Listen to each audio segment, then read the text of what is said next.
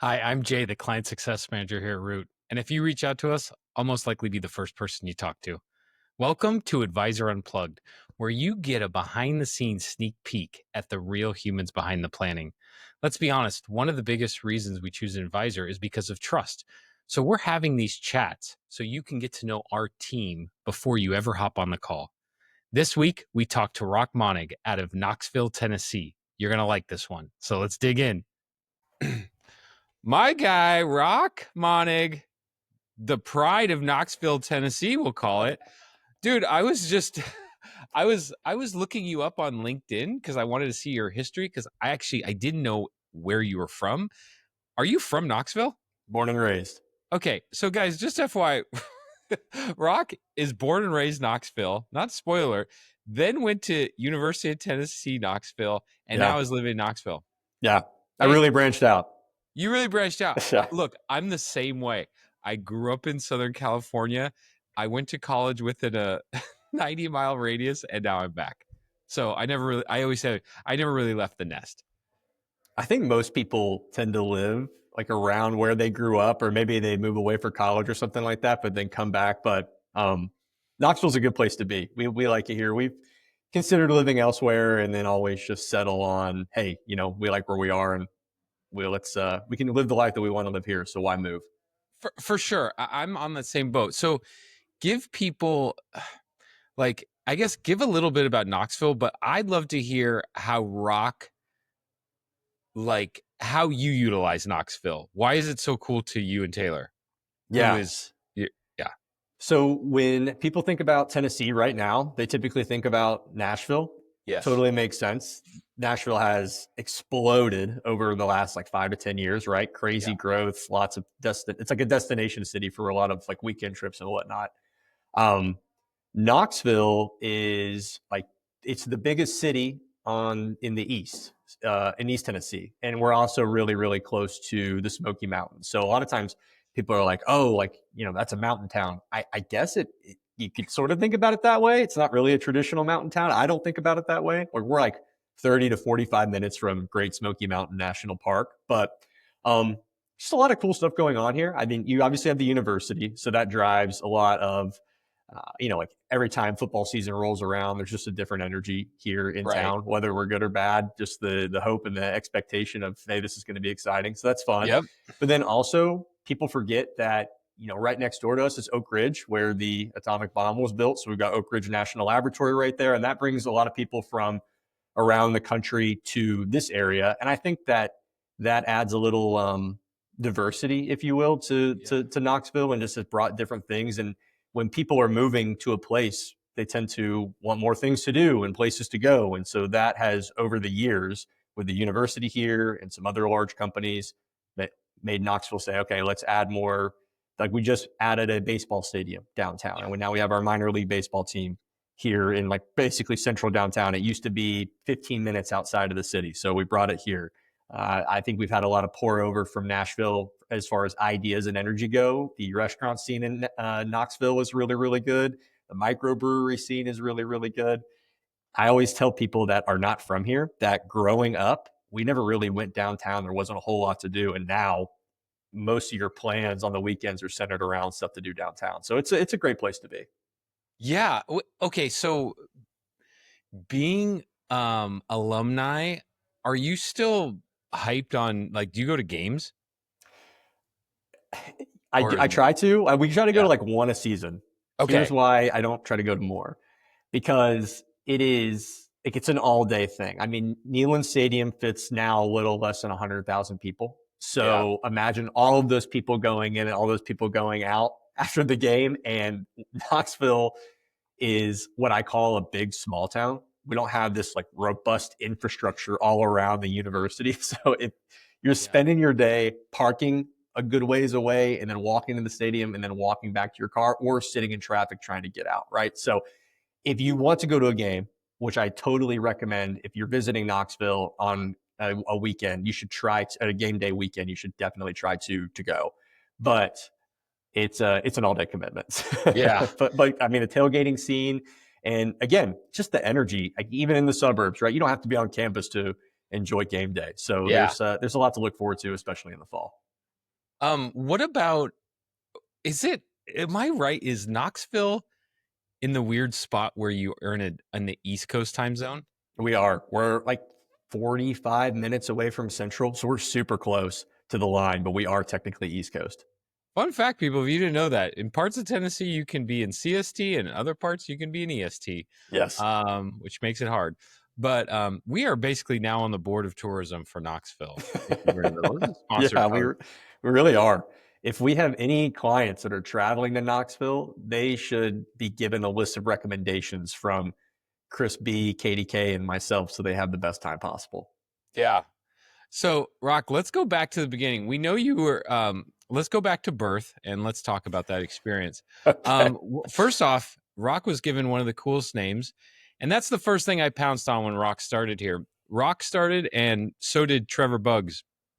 And I said, these two have two of the most powerful, incredible names ever. So I renamed myself officially J Rock Bugs. And that is my new name moving forward. I ask everyone to please respect it because it makes it stronger. I love, my last name in the lineage, but I think J Rock Bugs sounds good. So you start strong at birth with the naming. You're in a cool place.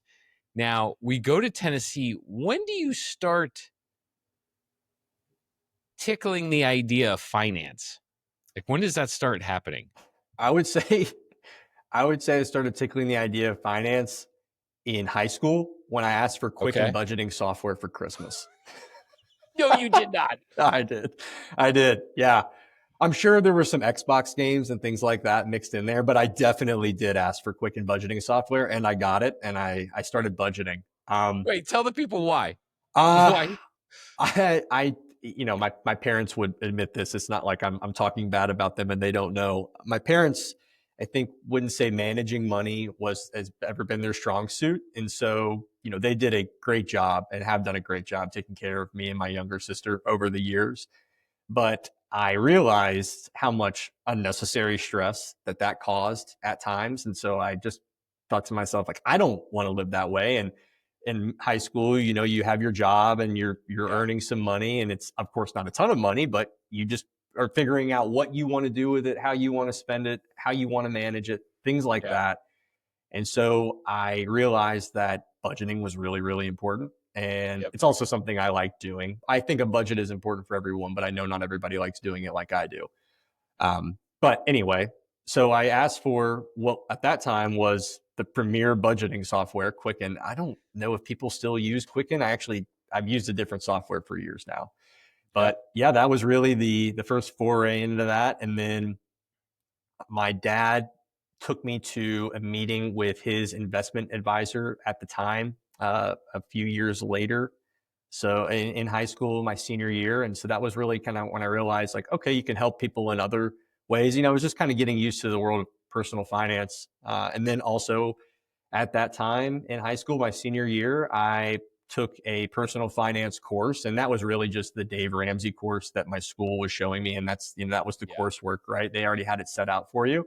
And so all of those things together just sort of made me realize, like, I'm interested in this. It comes easy to me, not in the sense that I'm like, I understand it really well and I'm really smart, but in the sense that I enjoy doing it. And so Yeah. from there, it just sort of grew and grew and grew. So, when you graduated college, were you geared and ready to go into finance? No. So I actually started as a finance major and accounting minor because Okay. a firm locally that I was working with at the time, or interning with, I should say, said, "Hey, if you want to come work for us after college," which at the time that I did, they said that's what you should study. So that's what I started doing. And then, of course, in your first few years of college, you're doing a lot of gen ed courses, and then Yeah. eventually you start to run out, and then you start doing your major and minor courses.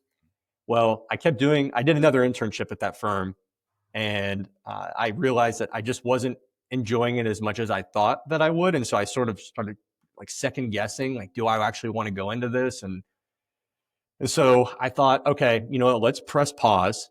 Actually took a semester off. We'll just call it what it is. I dropped out of college for a semester. I talked to my parents about that, and my dad, my mom, they've always been really supportive of me. They said, Yeah. okay, you can do that. You have to work. So I had a job during that time, but I took a semester off and I wanted to figure out what I wanted to do. So I'm a bit of a night owl, always have been. I'm trying to be more of a early bird, but Yeah. I was a night owl very much so in college. And so during that time, I don't have class the next day. Where I was working, wasn't always working really early in the morning. So I would stay up late and I would watch The Daily Show with Jon Stewart and Yep. then The Colbert Report on Yeah. Comedy Central. And I just thought that those were really funny shows. And I started getting interested in politics. And so I thought, okay, like if I'm going to go back to college, maybe I should definitely study something that I find interesting. Yeah. And we'll see, what the job prospects are as I go through my studies. And so I went back and I studied political science. So my senior year, Okay. my last semester, I actually interned at the state capitol in Tennessee, and that was a great experience. A very, very, just a lot of insight there, regardless of where you fall on the political spectrum. It's a cliche, but it is true. Your state and local governments are where you can make the most change. All the Yeah. like the big things that impact your day-to-day life all happen either at your local level or at your state level. So it was really cool to see how all of that was done, right? Yeah. But what I saw was that you can work on something like a bill, for example. You have an idea, you put it in bill form, you work really hard on it, you're very passionate about it, and it either gets voted down or it might not even be up for, it might not ever get out of committee. It might not actually go to the floor for a vote. And I just know that I've always been someone that likes to have a direct impact on people and have more of an immediate impact on people. And I just realized that the the public sector probably wasn't going to be the place for me to do those types of things. So I kind of went back and I thought, okay, well, in the private sector, where can I do that? Where can I have a direct impact on people and have a relatively quick change? And also, no pun intended here, but how can I solve a root problem for people? Because I'm a real big believer in let's not put a band-aid over it. Let's address like what the actual issues are so that we can, fix it moving forward. We don't have to keep coming back and putting a new band-aid on it. Right. And so I went back to personal finances, just knowing that people of all backgrounds and socioeconomic levels, money can be an issue for everyone. Just because you have a lot of money doesn't mean that your life is easy by any means. There are plenty of people that have a lot of money and have a lot of problems, and people that don't have much money and they have a lot of problems too. So I basically contacted lots of different firms in Knoxville trying to figure out, hey, is there an opportunity for me? I had typed out this letter and I was sending these letters out to all of these firms. And I realized after I put them all in the envelope that there was one typo that, even though I had proofread this a million times, I had missed this one little thing. And so I said, you know what? Forget it. I threw all the letters in the trash. I was so frustrated. There was one firm that did not have any physical, or they had multiple physical addresses on their website. So I didn't know where to send the letters. So I just emailed them. And sure enough, just by random chance, by luck, whatever you want to call it, they had an opportunity for me. And so that's really how I started. And Wow. one thing led to another. And, and here I am. So a bit Wait. of a So long story, but a good background for how I got into yeah, this. it was great. How at that firm? What did you like? Where did you start? What level? I didn't even go in thinking that I was going to be an advisor. I didn't really know. I didn't know what I didn't know, right? I just Yeah. went in and I was just trying to learn more about like really the industry. And so I did a lot of operations things. So Yeah. things that, the client service associates at Root would help you do and do a great job of doing. I also did trading. I Mm. also worked a little bit with like in human resources. I did a little IT work. I mean, I did Yeah. everything, right? So Jack of all trades. it was more of like a, hey, we don't know who's going to do this. Maybe Rock will help out, which is fine. I mean, that was a great way to learn a lot at one time. And then I decided I wanted to get more into a client facing role, do more planning. And so I got a designation at the time that was called registered paraplanner. I can't even remember what it is now. It's some really long, confusing acronym. But Okay. anyway, registered paraplanner. And so I got that. And that was like, think about that as like personal finance 101. A lot of it was, I already know this because I was interested in personal finance. And then from there, I used that to get an opportunity at another firm. That's where I got my CFP, started working with clients and things like that. So from there, it just sort of snowballed into where I am now. Yeah. Okay. So walk me through that, Rock. How did you find Root? So I found Root through Chris Brown, who I know you've done an interview or an unplugged with. Chris and I have been friends for almost 10 years now. We met when I was working at my first firm. We met through the Financial Planning Associations. Basically, like each day, there's chapters all over the country, right, for the Financial Planning Association. And each one has their little initiative that they call Next Gen. And that's really Yeah. just like younger advisors getting together, meeting each other, right, learning with each other as they grow. And the Next Gen movement in the East Tennessee chapter at the time was really small. It was maybe like 4 people, myself included, including Oh, Chris.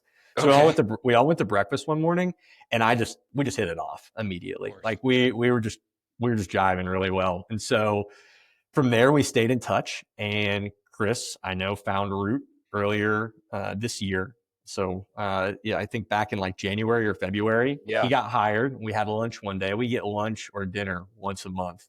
And now we work together, so we talk even more. But before So that, cool. we were getting lunch or dinner at least once a month. And he's like, "Hey, you you should apply to Root." And I thought to myself, like, and he will tell you this himself. I'm sure you probably picked up on this in your interviews and your conversations with him.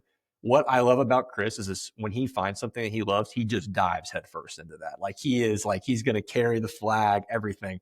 And so I thought, that's great. I'm really excited that he's excited, but let's Yeah. see if this place is really as good as he says it is before I apply and make a change. So a few months went by, and he's like, "Hey, man, it is as advertised." So I decided to apply. And here I am. And I know from talking to other people who've been at Root for even longer than Chris, they're like, just naturally, just because it's kind of the way life works, you just can't, just don't think something's going to be as good as Root is, or you're waiting for like the other shoe to drop, and it just doesn't. And so, Chris, I know, still feels the way he feels back in February when he started at Root. And I just started in June, but I Yeah. very much am still feeling the same way. So it's a great place to be. Rock, that analogy is exactly what I've used with people, listeners out there. I've literally told James, like, I was waiting for the shoe to drop because I've worked for some tough characters and some, everybody goes through it in your work career. I've worked at so many places where, like, we want to do culture. Okay. All right. Easier said than done. but nobody like walks the walk, right? And James is sitting there, and we got Ari, all these great leaders. And I told James, I've had some tough experiences in the past. This sounds so great on paper. You are the real deal, but is this reality? And then you get through a couple weeks and a couple months, and you're like, oh my God. And then you listen to what James does internally as a leader and how transparent he is, and you're like, yep, I'm here. I found the magic door, Yeah. and yeah, I'm in. So, okay. So your experience obviously at Root has been going well. Um, can you kind of describe a little bit to the people about what that's like when you come into Root and the process of, becoming an advisor here? So a lot of firms say that they have a proper onboarding process. And I Yes. think they do, in the sense that every company has an onboarding process of, hey, let's get you set up with benefits and make sure your computer is all set up and you can log in and whatnot. That's like 1% of the onboarding process at Root. There is, of course, Root University, which is effectively like our training ground where Yep. we learn the Sequoia system. And of course, you can see all that on the website, but of course, it's much, much, much deeper than that. And so making sure that, okay, Rock, we know that you've been doing this for a long time. We trust you to do good work, but we have to make sure that you're going to do it the Root way, which is very, very important, because obviously we have advisors all across the country with different levels of experience and different backgrounds. But whoever you're working with at Root, James and everyone else in leadership, they want the client experience to be exactly the same, which is very important. So part of that onboarding, part of that education through Root U is just learning the Sequoia system and making sure that every single meeting feels the same for every client. Of course, there's going to be, if you were to meet with Jay, there's going to be some Jay flair in there. So there's some Rock Yeah. flair, but overall, it's the exact same feeling and outcomes, which is really great. And then, of course, a lot of it is just leaning on other advisors to ask questions or shadow meetings. And that's been really, really helpful for me because, you just, fruit moves quickly. It's growing quickly, and that's Yeah. exciting. But the people that have been here a little longer than me have more insight, and they can help me navigate the growth as we go through it and make sure that I'm just continuing to enjoy my time here, but also take care of clients, which is really the most important thing. So Yeah. I've really appreciated all the help that I've had. And then as far as shadowing meetings goes, before I started meeting with clients at Root and I was shadowing meetings, there was there was a serious sense every single time that the meeting ended, the Zoom call would end, and I would just go, I wish I could work with them. I wish those were my clients. And I was thinking that like every client that we work with they're just such interesting people. They're so nice. Their stories are Yeah. so great. They're so excited to work with Root. And that is really important because as an advisor, you want a client that is engaged, right? Because that means that you're going to be able to do really, really great work for them. For people that, they say they want your help, but they're not going to implement the recommendations that you give them or work alongside you to implement those recommendations. It makes that working relationship hard. And so Yeah. I was like, okay, are these just some one-off clients that I'm seeing through these meetings? And the answer is no. Everybody that's coming through the door is Oh. like that. So again, I don't take this opportunity for granted. Yeah. I mean, that's an interesting point because it's fun to see the level of excitement of people coming through the door because they've watched so much of our content for the most part. Now, we get a lot of people that are referred to us word of mouth, which is great, and they're excited because the person that referred them is excited, but and they've had a good experience. But you've watched James's videos, you watched Ari's videos, so you know our philosophy. You've seen case studies, right? And they're just like, yes. And so I get to experience it all the time. People are excited and they have some questions, of course, but they're ready. And so I'm like, it's so cool because I know our advisors are going to give them impact that they're looking for. And I am also excited for the advisor because this prospective client is coming in excited to work with us. Right. Exactly. Okay. So, Roch, how would you describe your approach working with clients? I want to have, going back to my story of how I got here in the first place, that direct impact. So I'm very big on the personal relationship. And I don't think that necessarily makes me any different than any advisor at Root per se. But I know that when I work with someone, I really enjoy where I feel like if we weren't talking about your finances in this meeting, we could also just sit down, have a cup of coffee, and talk about life and really, really get along. So I really want to make sure that I'm creating that environment for my clients to feel like they can be open with me and tell me things that are not just financially related, right? And that's really part of the whole root process is yes, the numbers are important, but really we want to know you so we can help you make the most of life with your money. And that is much, much more than what's on your balance sheet. It's all about your hopes, dreams, and all those other important things. Who matters most to you, so on and so forth. So that's sort of my initial approach is just kind of creating that environment. And then from there, as far as when we're building the plan together, going through the Sequoia system, and then continuing to meet in the months and years to come, it is making sure that your financial plan is truly yours. So, of course, rules of thumb are great as starting points, but just because, for example, people say to me all the time, like, we probably spend too much eating out. Well, if you spend a lot eating out, but you're not spending a lot in other areas, that's absolutely okay. Responsible spending doesn't mean that you spend $100 every single month eating out and that's it, right? Yeah. You need to align your spending with what you really, really love. And so that's just one example of just making sure that your financial plan is yours, not just, hey, these budgeting rules that everybody's always followed, you can only spend this much in these certain areas. That's not what we do here. And that's not the way I like to do planning either.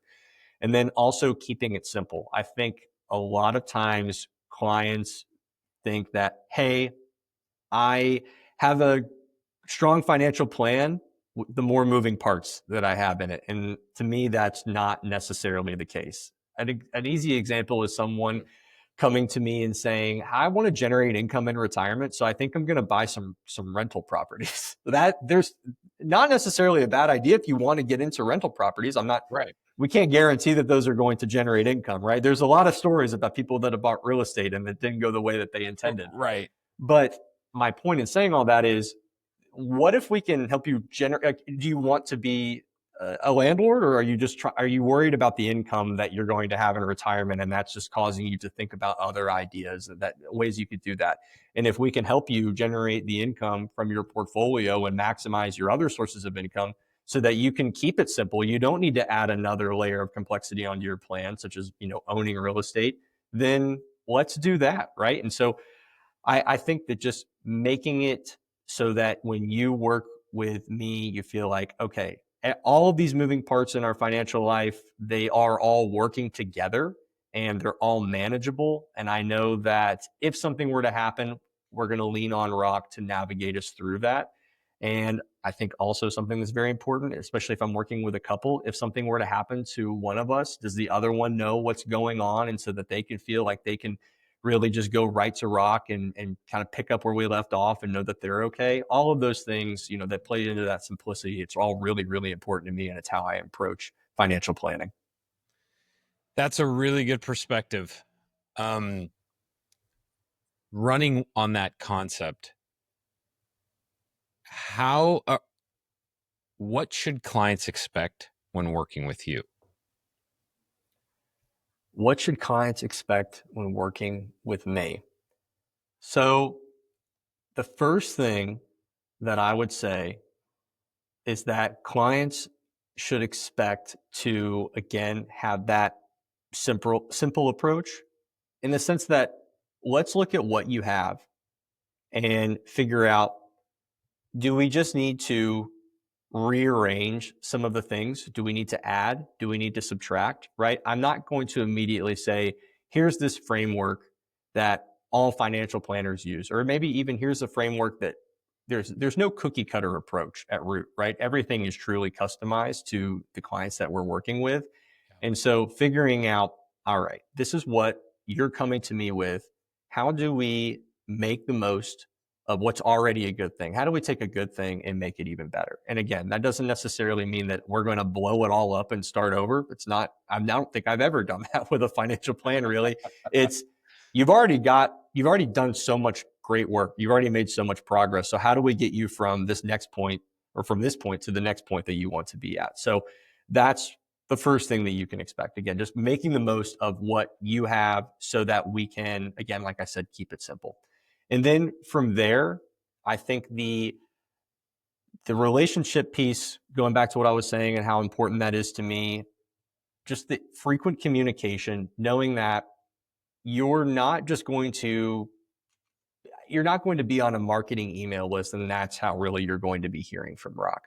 Right. It's, Rock is thinking about us, whether it's, just the small stuff, but actually ends up being the big stuff. It's our anniversary today, or it's our birthday today, or, hey, we said our son was graduating this spring, and, Rock reached out. The little touch points like that, right? And again, like I said, I don't necessarily think that separates me from anybody at Root, because I work with a lot of great people who all genuinely care about the people they're working with. And so it's great to be surrounded by people like that.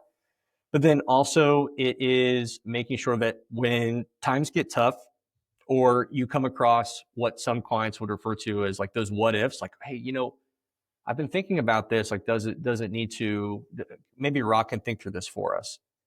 Reaching out to me, and I'm easy to get a hold of, and that I'm going to be helping you navigate that what if, or using the tools that we have at our disposal to help make a, potentially gray situation clearer to you, or a decision that you need to make easier for you. And knowing that Rock's there at any point in our life. It's not just, we're going to set to meet with him in the spring and then in the fall, and in between then we don't hear from him or see him. It's just knowing that Rock is walking with us through every single step of life. We're really, really ingrained in your life at Root. And that is by design. That's intentional, right? It's not someone that you see, almost like a doctor. It's time for your annual physical. You're going to go in. It's someone that you're in regular communication with, because when it comes to finances, we're helping clients navigate. I mean, finances touch so many different parts of a person's life, so that it's really difficult to just work with a client in a vacuum, in the sense that we're only going to talk about your money. Because if money touches everything else, we're going to end up talking about and considering everything else too. So I, as an advisor, my responsibility is to walk with you through all those things, address all of those things with you, so that you feel like you have really someone that you can trust to take care of you and help you take care of the nest egg that you've built for so long. Yeah, that's the truth, Rock. Great insight on that. Can you share a story or two where a client story where you felt like the work was really making a difference? So a few years ago, I was working with a client who came to us after her husband had passed. And her husband was a doctor and owned his own practice. And he had had a heart attack and passed away suddenly. And she was not really working with an advisor in the way that we would work with our clients at that time. So, something I was just saying a few minutes ago, if something happens to one of us, does the other one know where everything is, how everything works, and have an understanding of our financial picture? She didn't really have that. So she was suddenly thrust into a situation where she is, helping close her now late husband's estate, but also we're closing a business. And how does that work? He was the CFO spouse, if you will, and she would just relied on him to handle a lot of that. And so, of course, you're going through this extremely emotional time because you've just Yeah. lost your life partner. But then now Yeah. there are all these other legal things that are floating around, and you're like, there's just so much to manage. And then also you have this again, the nest egg that you had built for so long. And now I need to trust someone new to help me manage all of that. So she came to us while she was evaluating different advisors that she might want to work with. And I think what really separated us at the time was that it was we'll talk about the finances. We're going to get to those. Obviously, Yeah. we need to talk about them because that's why you're here in the first place. Right. But let's just know more about you. Like, tell us about your journey up to this point. Tell us about the struggles, how hard it's been. What is or what are the biggest fears or concerns that you have right now, just period, Yeah. concerning all of this, but also, as you engage an advisor to help you with everything. And she was really, really quiet at first. In meetings, it was almost like pulling information out of her. And I don't blame her. I don't really know if I were in her Yeah. shoes, what I would have to say to an Yep. advisor. I would almost be, just protecting myself just to make sure I wasn't getting taken advantage of, right? You don't know what you For don't sure. know in those situations. And thankfully she started working with us. We built a financial plan for her. We helped navigate the closing of the estate.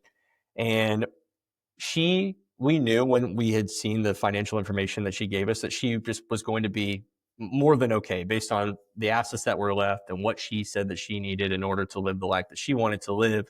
But creating that financial plan, but first starting with that personal side, just letting her know that she could trust us, the buy-in, it ended up or started as her just being more talkative in Yeah. meetings, almost like kind of cutting up with us and making some jokes. When I remember when she cracked her first joke, I looked at one of my other team members at the time and I was just like, well, okay, there's a breakthrough. And That's the then, breakthrough. and then at some point, at like a few months later, not too long, to be honest, she brought in her whole family, like her kids and grandkids, and they're Beautiful. sitting at the meeting table with us while we're talking with her.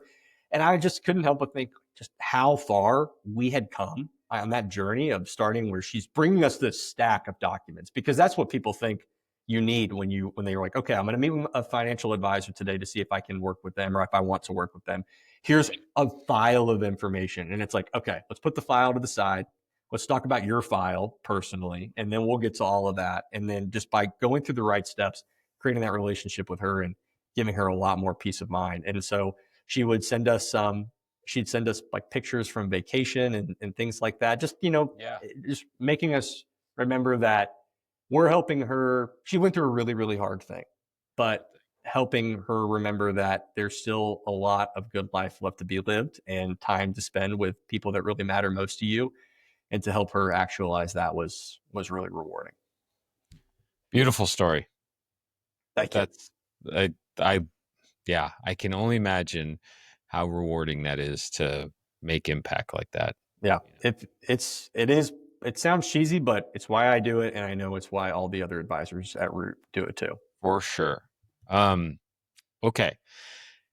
Let's get back to the personal side a little bit. Okay. Let's talk about the members of the Roch Monnig band Taylor, Charlie, and Chief. Yes. Give us a little rundown of that crew. Chief, we'll just start with him. Just get him knocked out. So he is our golden retriever. Yeah. We love him so dearly. So, But is there a you butt? have a doodle, don't you, Jay? I sure do, sir. I have a I couple of them. sometimes when I am walking through the house and a tumbleweed of fur rolls Yeah. across the floor like a tumbleweed would roll across, a desert road, I think to myself, maybe we should have gone the doodle route too. So he's great though. He is the sweetest dog on the Yeah. planet. And then Okay. Charlie, polar opposite. Not in that he's not sweet. He's just so sophisticated. I think if Charlie could talk, he's an English Springer Spaniel. I think he would have a British accent. I really, really do. Like he would be sipping tea. He would be reading, philosophy books all the time. He's just Yes. I think that there is a human brain inside Charlie. He just thinks differently than really any other dog I've ever met, but he's a good boy too.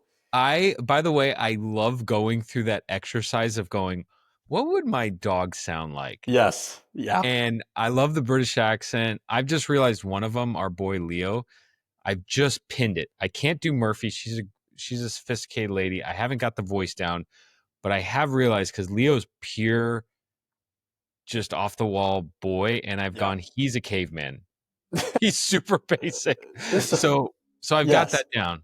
Yeah, Yeah. like Charlie again is the British accent. That's what we think. Yes. If Chief, we think it would be that of a toddler, like just like a little kid. That's what we Yeah. imagine that as. So they're great though.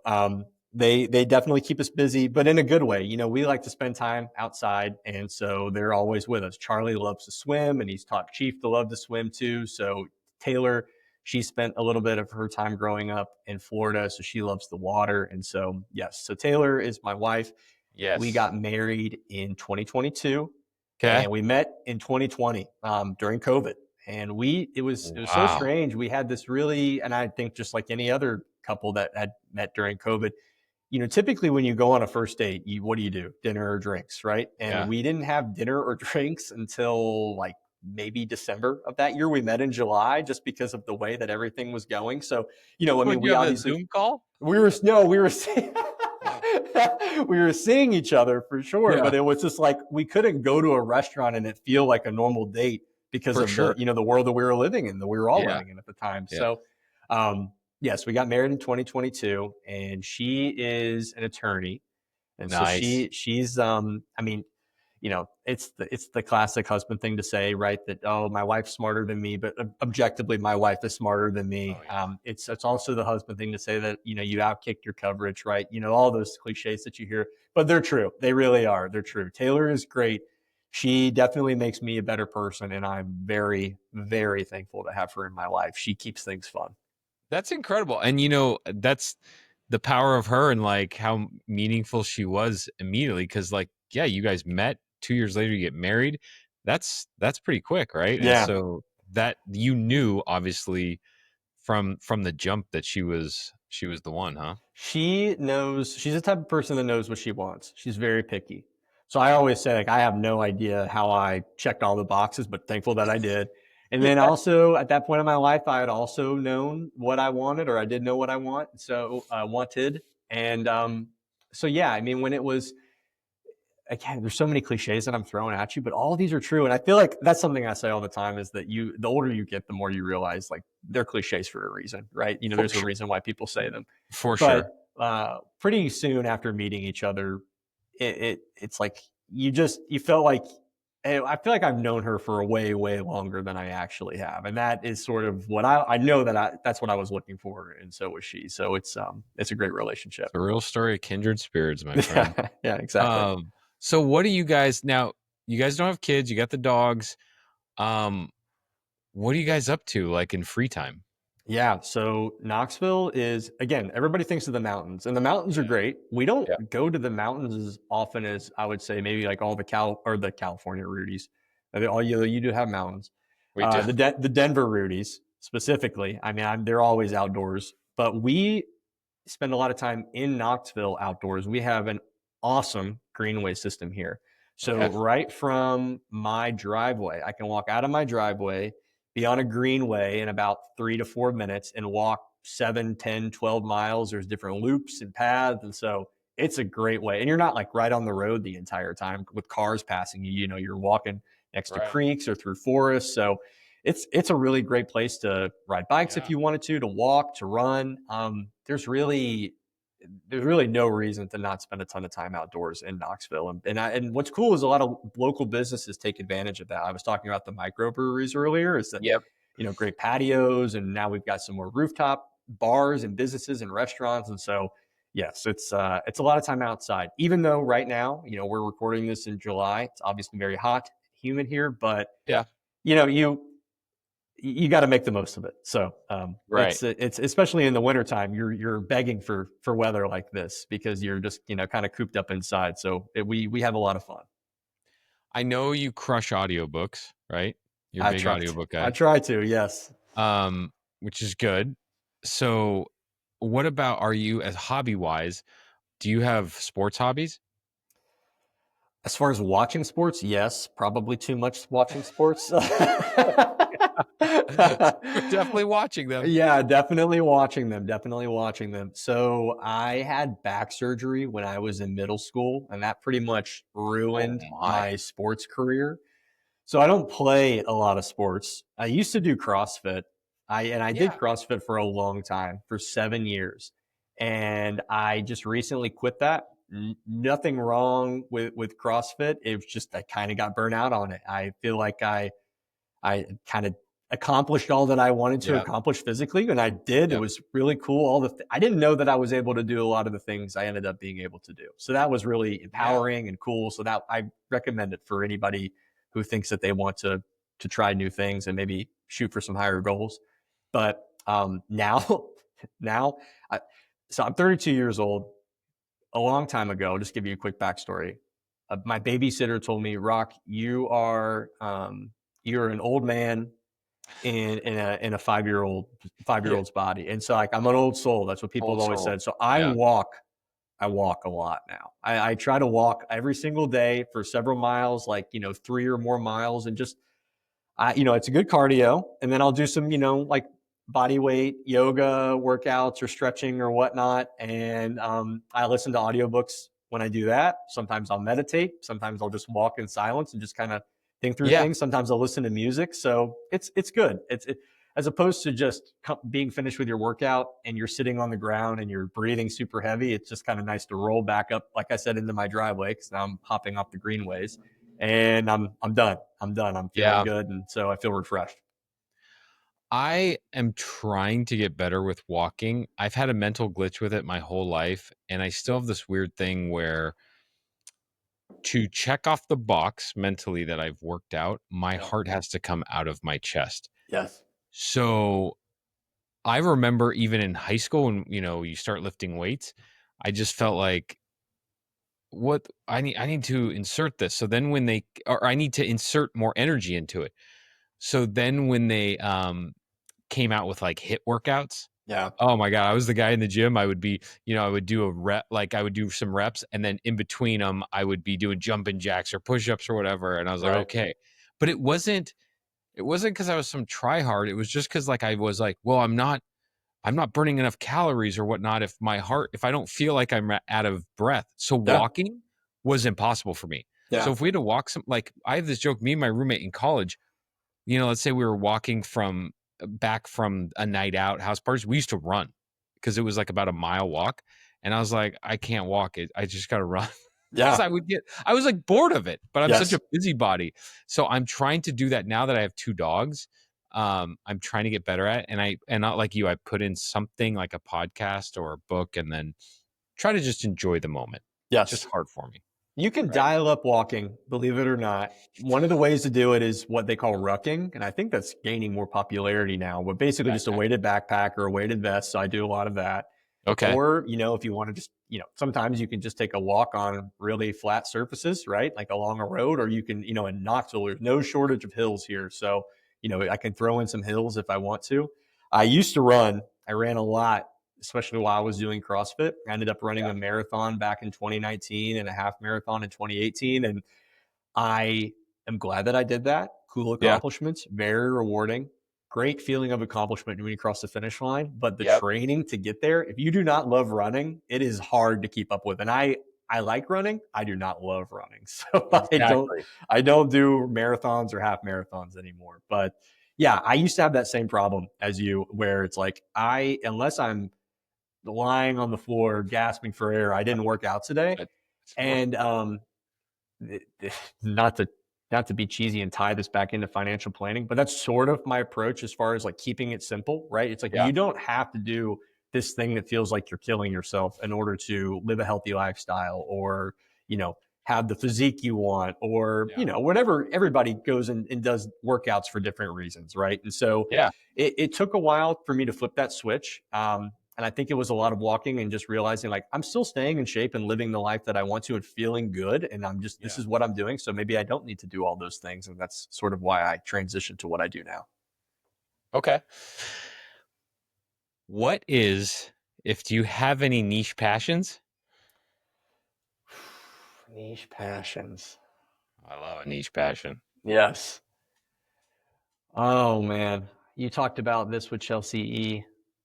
And this was when I watched her answer this, I thought, boy, I hope Jay doesn't ask me this. And here we are.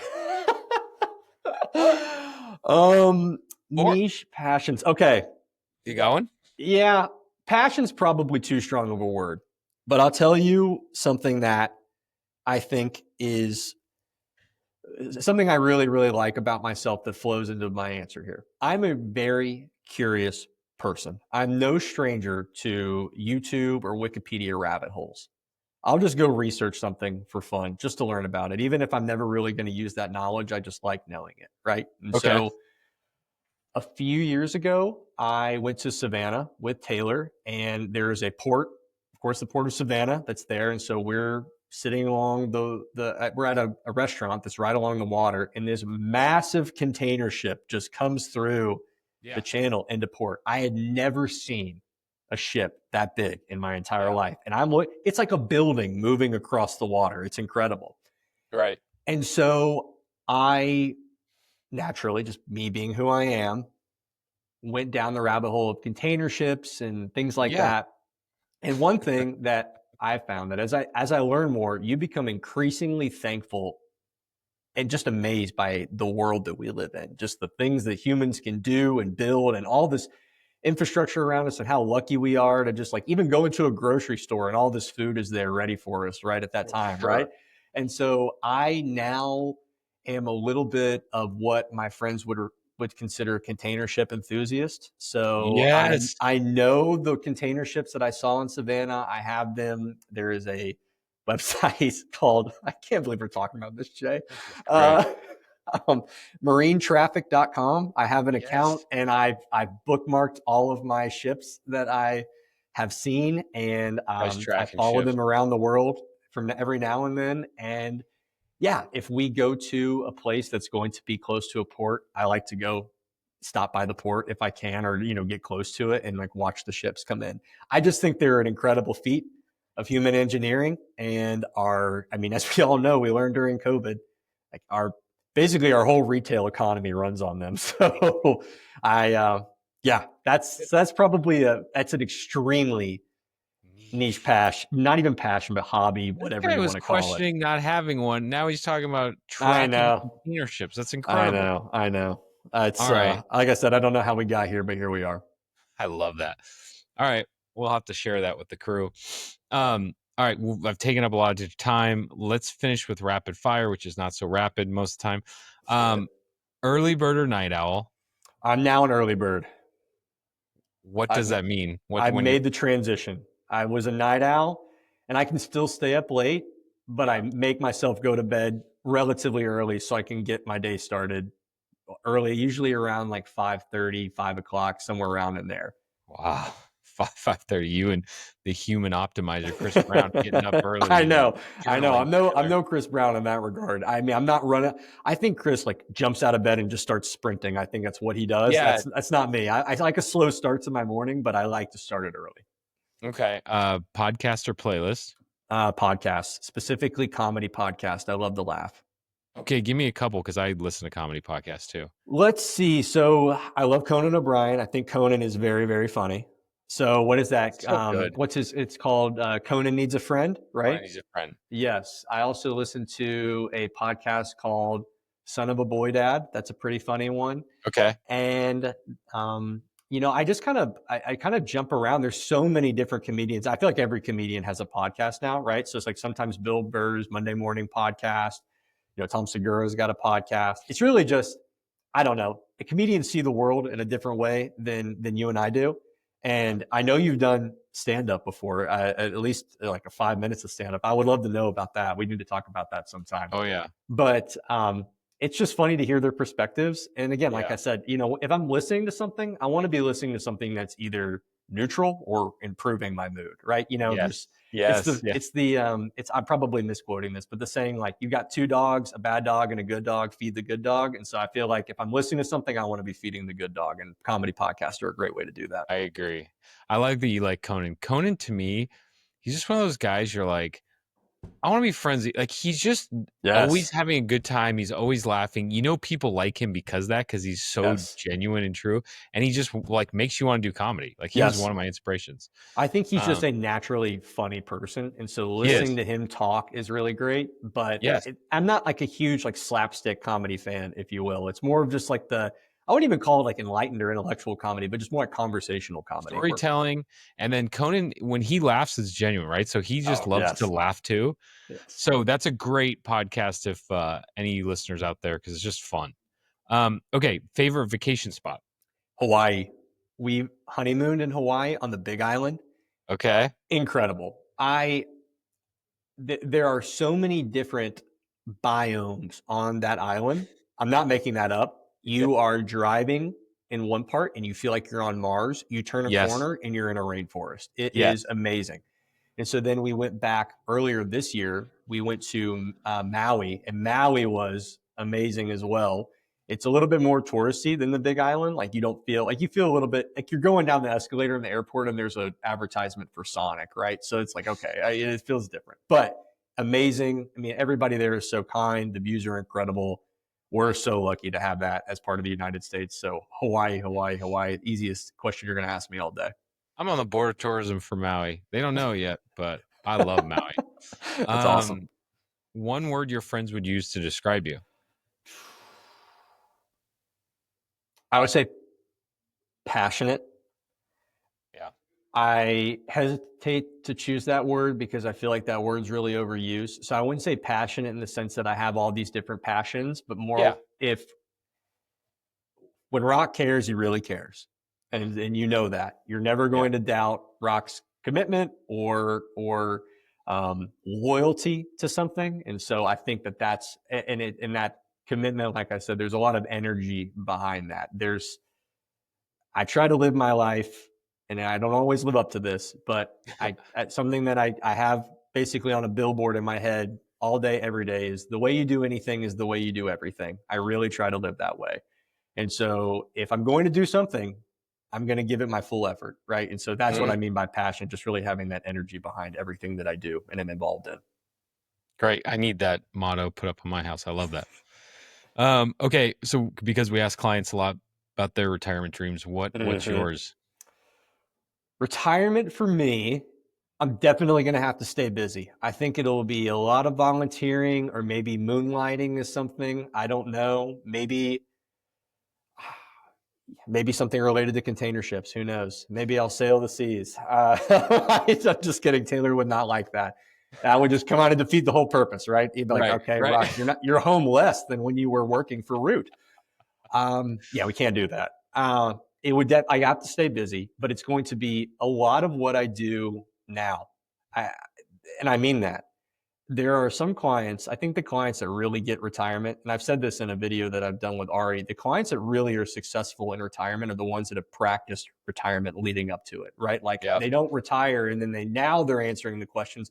What am I going to do to fill my time? Like, who am I going to spend my time with? What am I going to spend it doing? They already have an idea of what that is. Yeah. So there's this There's this story. Have you ever been to Jimmy John's, the Yes. sandwich shop? Okay, you know how Jimmy John's, their decor is like actually really interesting on the inside. There's all these cool sayings and stories and Yes. whatnot.